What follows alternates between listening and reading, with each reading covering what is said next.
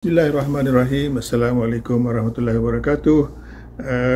Pesanan putu nasihat seorang ayah ni kepada anak-anaknya yang ke-24, hendaklah sentiasa berlaku adil. Jadi keadilan ini sebenarnya banyak diperintahkan di dalam Quran.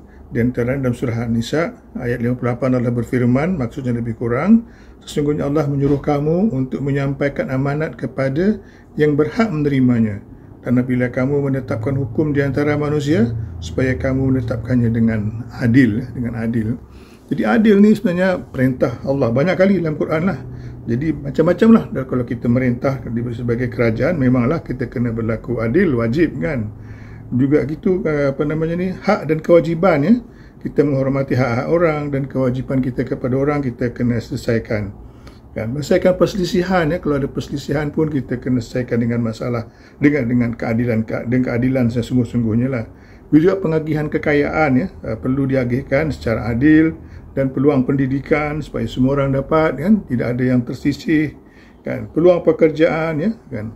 Nabi Sulaiman telah menunjukkan sikap keadilan apabila berlaku perselisihan ya, dua orang ibu, seorang ibu yang berebut seorang anak kan. Jadi dia telah menyarankan supaya anak itu dibelah dua, masing-masing dapat separuh kan. Jadi ibu yang sebenar tu dia rela anaknya dilepaskan kepada orang lain, manakala ibu seorang lain tu setuju belah dua.